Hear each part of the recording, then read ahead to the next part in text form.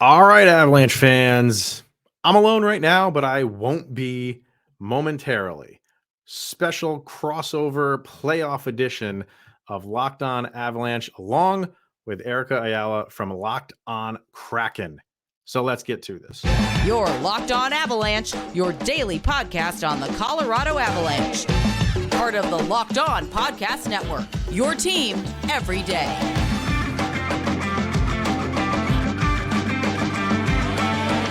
All right, Avs Nation, welcome to the Locked On Avalanche podcast. We are part of the Locked On Podcast Network, your team every day.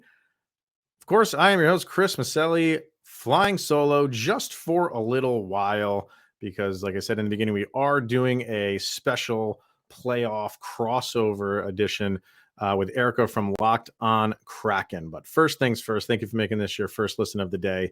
That's always appreciated. Make sure to follow us on our social media outlets, LOPN_Avalanche on Twitter, Locked On Avalanche on Instagram. Questions, comments, concerns, and opinions to lockedonavalanche@gmail.com.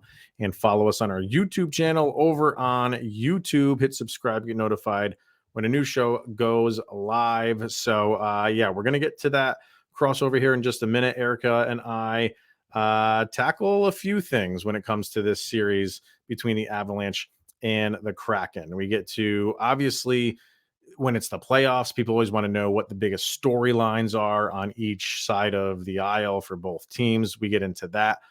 We definitely cover players, key players that you're going to want to see or that could step up, rise to the occasion, maybe exceed expectations when it comes to the playoffs. And then we get into those X factor, kind of what can be exploited. Where does your team excel? And if it's the Kraken, Erica is going to be talking about Philipp Grubauer. And I'm sure we all want to know what's going on with Mr. Philipp Grubauer. And of course, predictions. You cannot have a playoff special and not throw out what us humble hosts think is going to happen in terms of who's going to win this series. So let's get to this thing. It's our first ever crossover with Erica and the Seattle Kraken, and it's their first ever time in the playoffs. So this is fun. Let's jump into it, and hope you guys enjoy this. All right, everybody, take two. Here we go. Special playoff crossover edition of Locked On Avalanche and Locked On Kraken. And Erica, this is our first ever crossover between our shows. So what better time to do that? I know, right? Time. Come on now. Amazing. It's amazing. I know I've told you this before, but I'm sure Locked On fans, the everydayers, are used to hearing you guys, because when we weren't in the playoffs and still 5 days, I was like, well, let's play these clips. So enjoyed watching your run, but now we get to go toe to toe. I love it. So yeah, I love that the Avalanche will now forever be the answer to a question in Kraken lore. Who is the first ever opponent in the playoffs? I just hope it doesn't. I hope it doesn't get a question doesn't get added of who was their first ever series win. I just don't want to get that far.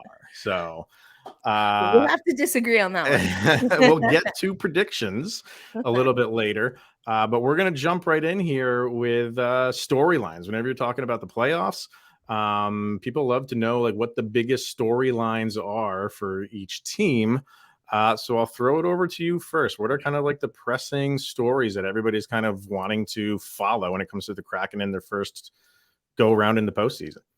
Well, that's just it, right? It's our first one. There you go. So that was an easy one to take.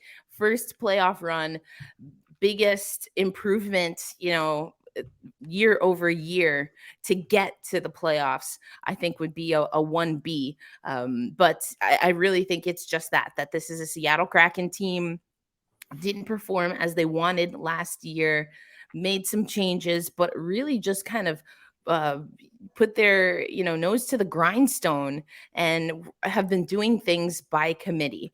I also want to add, and this is a little bit more of a somber note, I was in Seattle with the Kraken beat and the Kraken fans. And unfortunately, we got some news that Andy Ide, who had been a longtime Seattle hockey reporter and had been a champion of NHL to Seattle, he passed away after suffering a stroke. No. Yeah. And so unfortunately, it is a little bit of a somber moment. And the Seattle Kraken, to their credit, when they put out their playoff media guide, the first page right there is honoring Andy Ide. So I'd be remiss if I didn't mention that. And so while there's excitement, there is a group of us that are hurting. And it's never easy to lose someone who's been in the crew.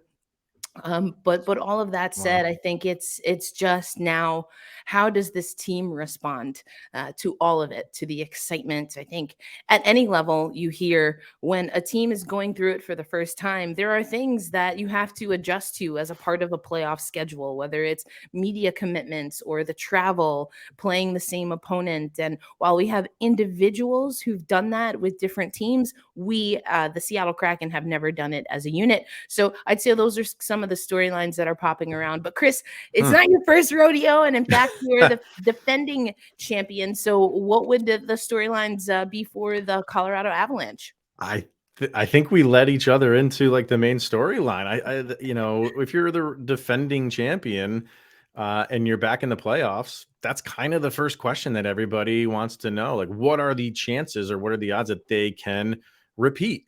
And for the Avs, it was so up and down throughout the season with injuries, and then they'd have a really good stretch despite the injuries.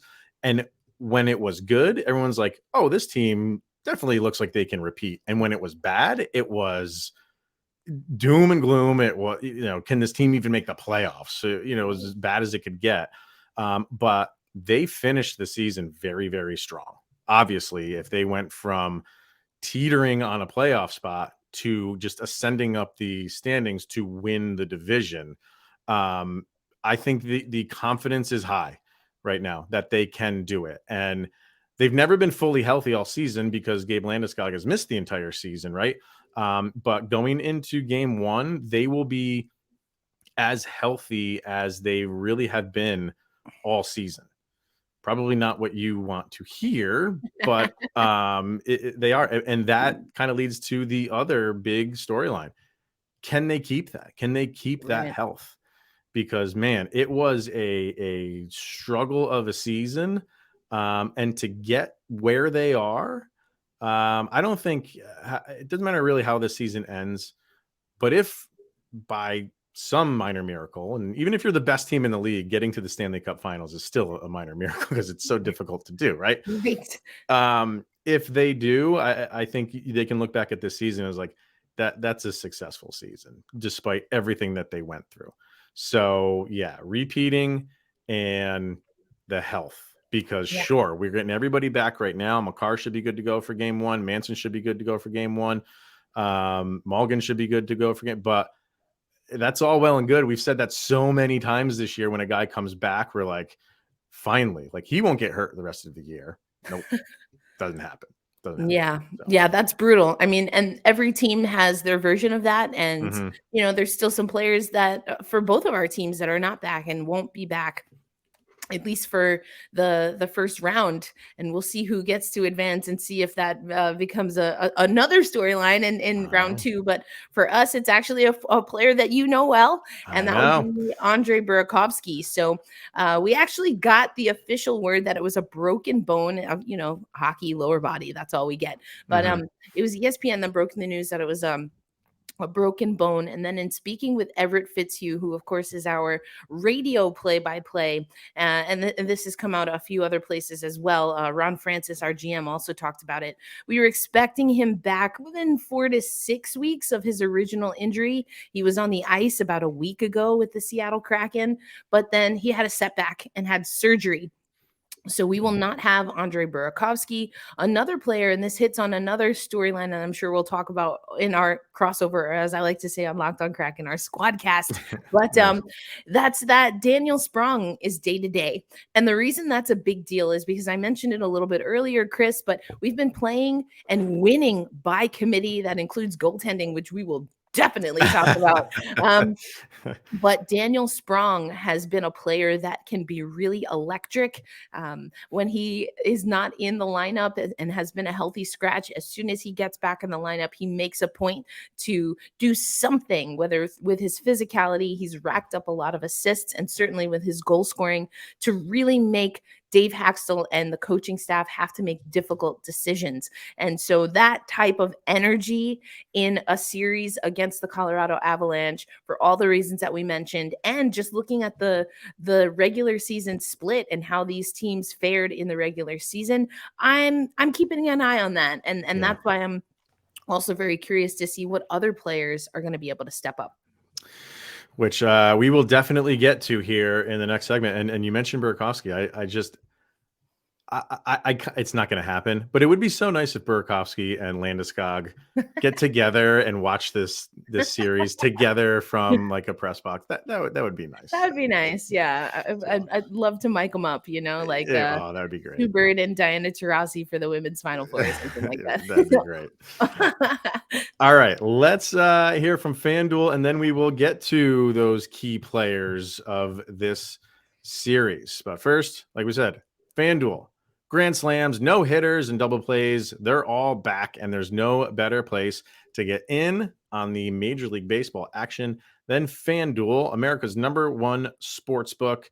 And that's because right now, new customers can step up to the plate with a no-sweat first bet up to $1,000. Just go to FanDuel.com/locked-on to sign up and place your first bet and get up to $1,000 back in bonus bets if you don't win.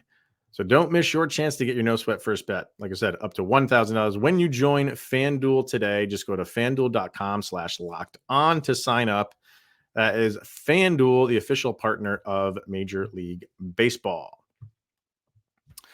All right, Erica. There's always players that rise to the occasion in the playoffs, and it's kind of easy or expected. Your stars of your team or your top line of your team, you expect those guys too, but you can still include that maybe they exceed even your expectations when they're that superstar level. But let's get into some players that you really think could be key to this series and what they can bring to this series. And we'll kind of just throw some guys out, go back and forth, but who's kind of at the top of your list of guys that you're looking at?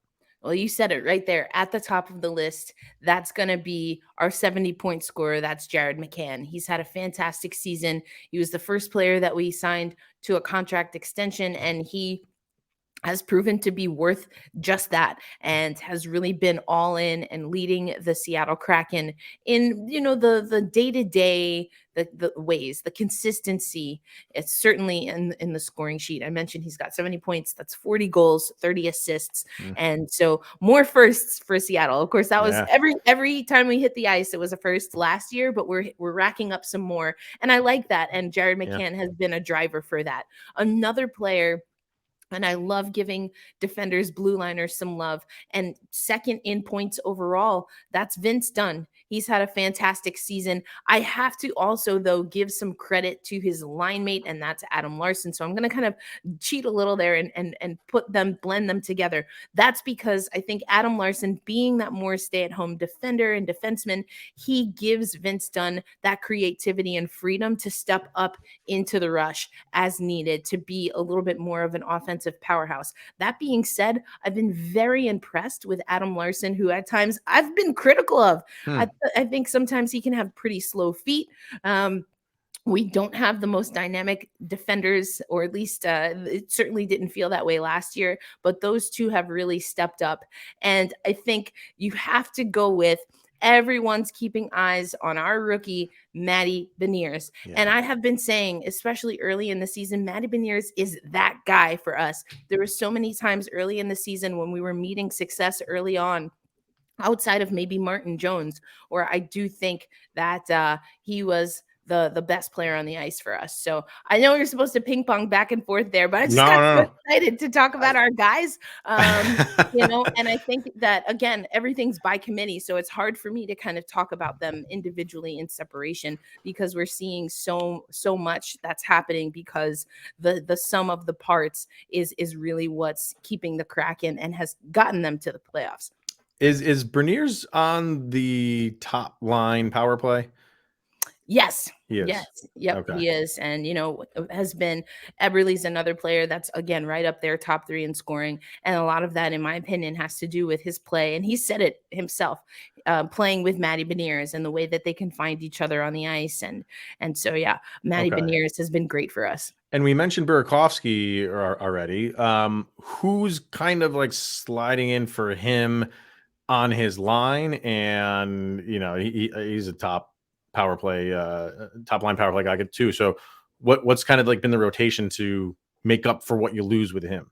Yeah, that's a great question. So when we're at even strength, it's been, again, by committee. We've seen a few different looks there. We also see Morgan Geekie sliding up a little bit. He's been one of those fourth liners that has been key for us in playing different roles. As far as the power play, getting Ellie Tolvanen has been amazing. And if you're watching this on Tuesday, on Tuesday, if you check out yesterday's Locked on Kraken episode, I was able to talk to Ellie, and he knows he likes to score. He's expected to score. He's expected to shoot, and that's exactly what we've needed. We'll get into some of the pain points, perhaps, and special teams is certainly one of them. But I will say, Ellie Tolvanen has been a player that has helped steady the power play and actually make it a little bit more of a resource in our arsenal, as opposed to something that is a detriment or a downfall for Seattle. So what's it looking like on your end? Who are some players that as we're watching we should keep an eye on for Colorado?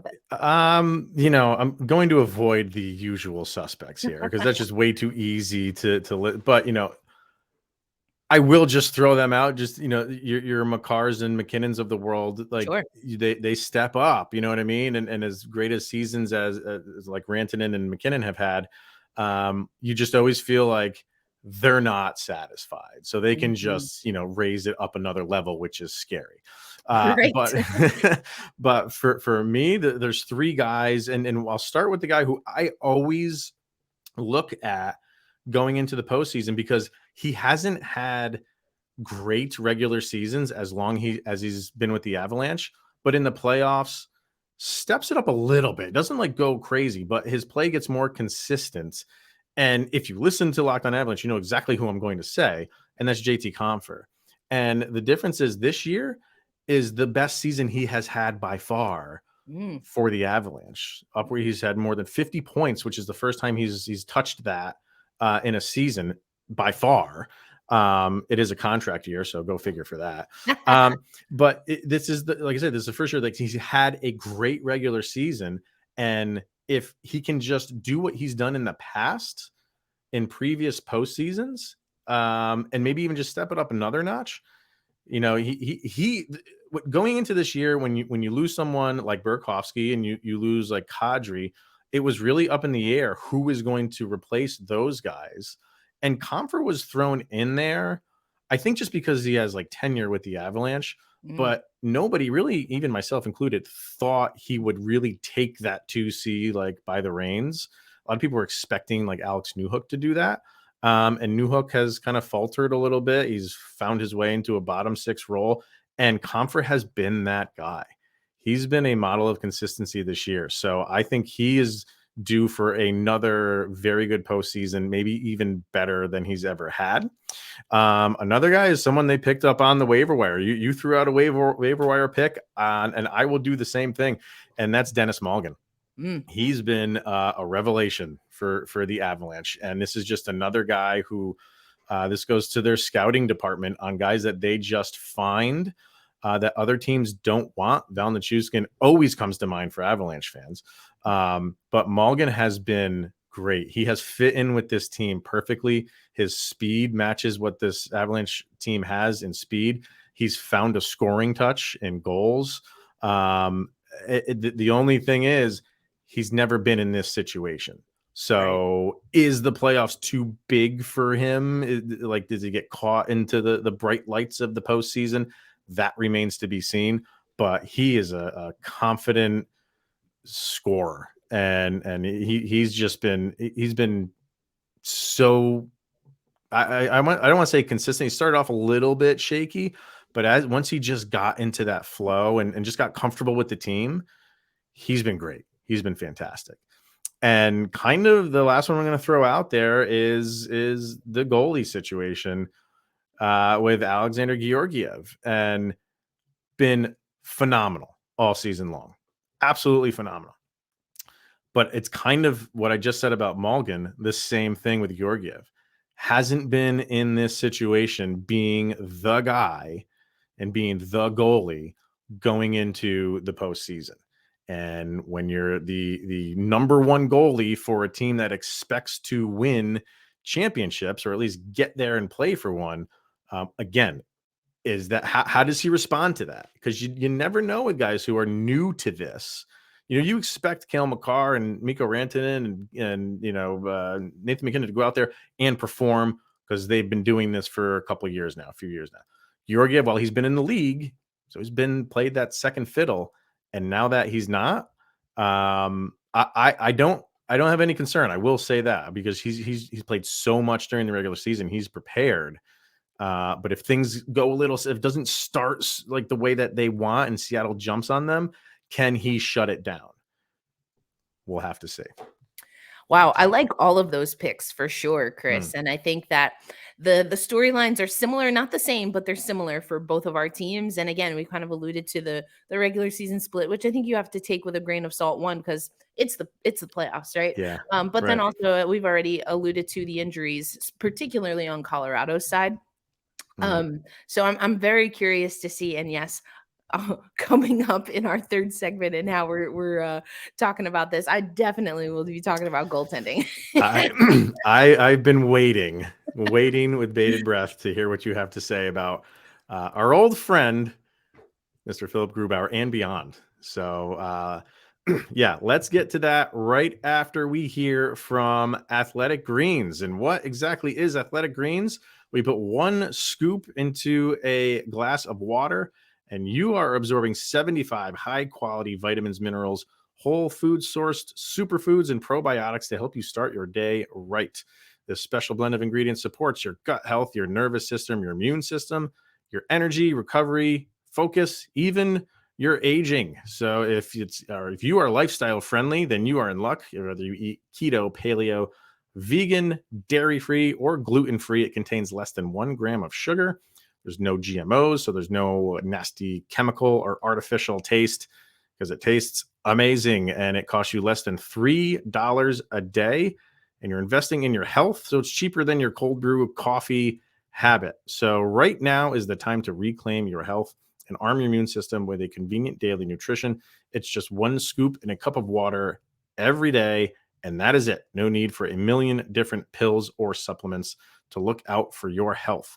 And to make it easy, Athletic Greens is going to give you a free 1-year supply of immune-supporting vitamin D and 5 free travel packs with your first purchase. All you have to do is visit athleticgreens.com/NHL Network. Once again, it's athleticgreens.com/NHL Network to take ownership over your health and pick up the ultimate daily nutritional insurance. All right, so predictions are around the corner, but a couple more things that we want to talk about between this series, and that's kind of like everything else, right? Yeah. Like call them like XFactors, if you want to call that. I always like to ask, where does a team excel? Where are some points where they might be exploited? You threw out the goalie thing, teasing going into this segment. So I'm assuming we want to start, or you can start anywhere you want. But yeah, well, let's start with where I think the Seattle Kraken excel, and this is something that coming out of training camp and into preseason was really exciting, and in the more consistent times. So looking at, I think if we look at the split, like it was November and then either October, November, or December, January, where we had, we were looking at 20 plus wins in each of those months. And the Seattle Kraken are really great 5-on-5, especially when they are aggressive and focusing on checking on the forecheck and can win puck battles and drive and dictate possession. I mean, in theory, that's every hockey team, right? Yeah, right. But the thing about Seattle, and that goes to why it's important, is because there's not one superstar that stands out. You're not going to, generally speaking, have one player that is going to take over a game. So we have to make sure that everyone is all bought in. Matty Beniers said something on Saturday when I was in Seattle. talking about a lot of the veterans who've been there, who've won championships, are talking about the way that you show that you're all bought in and that you're here for the real deal is doing things like blocking shots, getting back on defense, sacrificing the body in all kinds of ways. And that has always been what Seattle needs to do. We are a blue collar team, and it's very rare that we're going to get one guy that's going to take the game over. And that goes back to goaltending. Philipp Grubauer had a really weird season. I mean, that's the best way I can say it. He got a lot of heat. Dave Haxtell got a lot of heat, and it was understandable to an extent. I don't know that it was completely warranted for whatever reason. And I've said this a lot on Locked on Kraken. Never thought that the team got really comfortable in front of Philipp Grubauer last season. And that's just one of those weird fluky things that happens. That being said, Martin Jones was a huge part of our success early on. And then the consistency fell off. Both Philipp Grubauer and Martin Jones have been hurt. Jones, the most recent player to be injured. And we actually had Joey Decord up a little bit on the back end of the season. So how fit is Martin Jones? How ready is he if Philipp Grubauer, who at this point is our number one, once again, is he going to be able to step in? What is Dave Haxtell going to do? Like, I think that I go back and forth on whether you need to have a short leash, just because the regular season is dictating overall that you have to have a little bit of a short leash with again, who I believe will start for us. The presumptive starter will be Grubauer. But then also on the back end of the season, Martin Jones has not been consistent, even though I would argue he's a part of the reason that we're a 100-point team. So that's a little bit of a conundrum. I know we said X factor, but maybe that's a more just kind of a roll of the dice for the Seattle Kraken. Wow. And so I wonder, what that's like for you. I'm particularly curious about special teams because I was able to call a Colorado Avalanche game when they played the New Jersey Devils last year. And Kelly Schultz and we called that game and we said, hey, I was at that game, Erica. Oh, that's awesome. I was there. Yes. That's yes. awesome. I didn't know that. But so what we were saying on that broadcast is, hey, if the Colorado Avalanche stay disciplined and stay out of the box, then they are a really great team. But if the Devils could find a way to expose them, and I do think that there were a few lackadaisical plays at times in that game where Colorado just wasn't moving their feet. And so we talked about the injuries, and I know that that was a huge thing, but I wonder if there's a little bit of that lethargy at times where that Colorado has to be mindful of, just kind of looking at the splits, particularly for Colorado on the penalty kill. Yes. I'll start with kind of like where they can be exploited. And that is one of them. Their penalty kill improved as the year went on. It started off atrocious. I think at one point they were 30th. I think the only team that was worse than them was like the Flyers or the Columbus or something like that. One of the bottom dwelling teams throughout the season. Like, it improved as the season went on, but how they played didn't change. They just like button things up. You will get the easiest zone entries of your life against the Avalanche penalty kill. Like, they do not pressure you in the neutral zone. They'll have one guy up front. It's usually Val Nichushkin, who is their best forechecker by far. He's one of the best in the league, actually. But that's really, he's just up there just to, if you screw up somewhere, he'll be there to pick up the pieces, but he's not going to stop you dead, right? They just let you go through the neutral zone, and they rely on just positioning on their penalty kill. And it's I think they finished like 18th or 19th in the league. And when you play that way, that's where you're going to end up. You're not going to be, you don't force the issue. You let the opposition pass the puck around, and it's more to them of, we're going to be in the right position and not give you a good look. Right. So that's their biggest Achilles heel, I would say, is their penalty kill. Kind of going off of that as something that they excel in is defense. So it's like, I get why they play that way, because they're pretty confident in their defensive abilities to get in shooting lanes. Teams will get shots on goal against the Avs, but high danger shots don't happen a lot. So they give Georgiev good looks. He gets in position pretty well, and he can stop a lot of these shots because they'll make sure like he has a good lane to see, and they don't give up a lot of those high danger shots where someone can really hurt you. Now, if you have a good offensive team, then that's a whole different ball game, right? And you even said with the Kraken, they're good 5-on-5, and the Avalanche are as well. The Avalanche are an excellent 5-on-5 team. So it's so funny how, like, as we're talking here, there's a lot of parallels here between these two teams, but in different like you're saying, like for the Kraken, it's kind of like a collective, and it is for the Avalanche too. But I think you said something to the effect of like, there's not that one guy on the Kraken who can just say like, I'm taking the reins of this game, I'm taking it over. And clearly the Avalanche have that, right? So that could be where more than one. I hate to brag about that, but it's there, and maybe not to go back and forth, but another area where the Avalanche maybe struggle a little bit is they're not the most physical team. They're not physical forward in terms of like it's the first way that they will play. If you get physical with them, they will just give it back to you, but they're not looking to go play that way right off the bat. So, I mean, and I don't feel like the Kraken really are the most physical team either. You nailed it. And it's actually something that Dave Haxtell talked about. And in his remarks on Saturday, our first postseason practice ever, and first postseason practice in franchise history, he talked about that. He said, his word and the term that he used is Colorado's not a heavy team. We also alluded to it a little bit, but we've had 2 OT games in the regular season, including, I believe, a shootout. We dropped the shootout. So again, the injuries notwithstanding, these teams come in with a regular season series that's pretty comparable. 1-goal games, all 3 of them. So I think it's going to be really interesting. You hear a lot in the postseason, and certainly for a team like Seattle, who's here for the first time, Dave Haxtell and a lot of the guys saying our focus is playing the best version of Seattle Kraken hockey that we have played.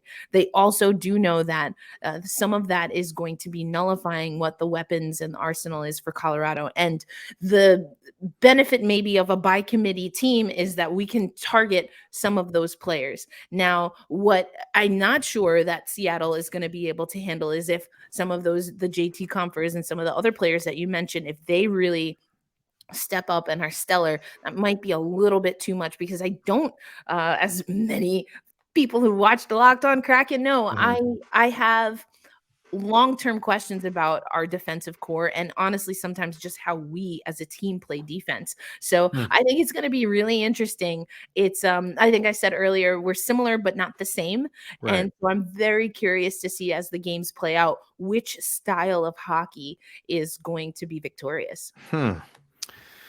Wow. I mean, I'm even more interested to see how this thing pans out.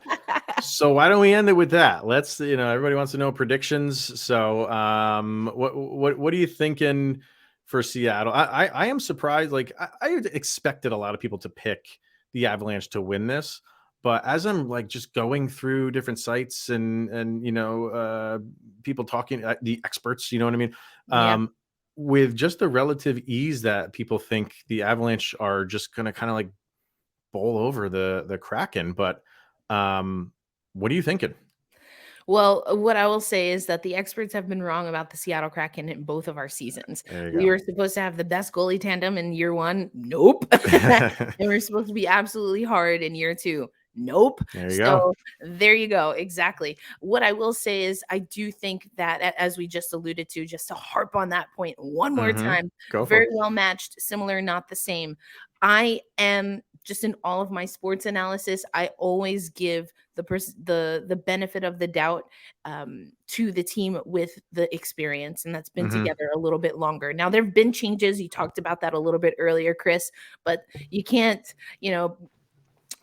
point your thumb down at the reigning and defending Stanley Cup champions. And I do think that will make a little bit of a difference. I think if the Seattle Kraken can really settle into their game, or actually the opposite of that, come out guns blazing and really just play Kraken hockey off the hop, then we can nullify that veteran expertise, or, we've been here before.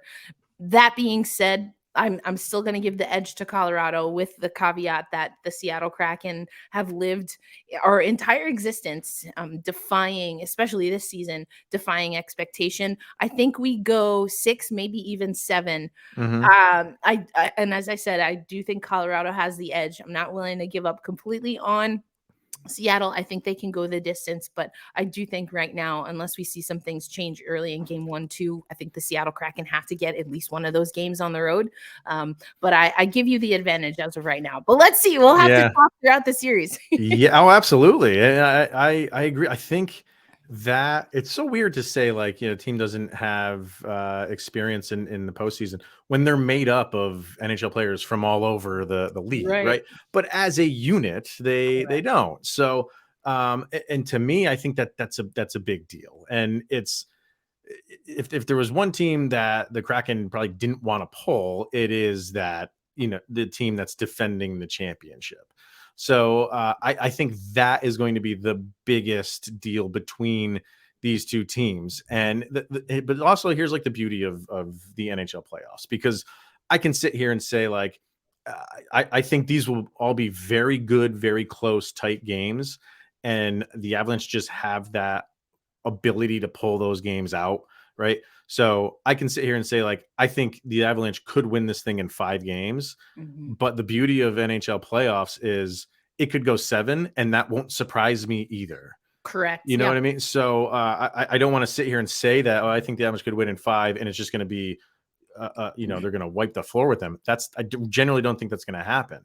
I think this, and if you get some puck luck here and there, this absolutely could go 7 games, and that wouldn't surprise me, because playoff hockey is the best thing in the world. And I'm so glad the Kraken are, after 2 seasons, involved in it in one way or another. So yeah, that's right. I think it's going to be great, Chris. I think there's a lot of mutual respect, I think, on both sides. Again, people are going to make their bold predictions, and some of them, at least 50%, will be loud and wrong.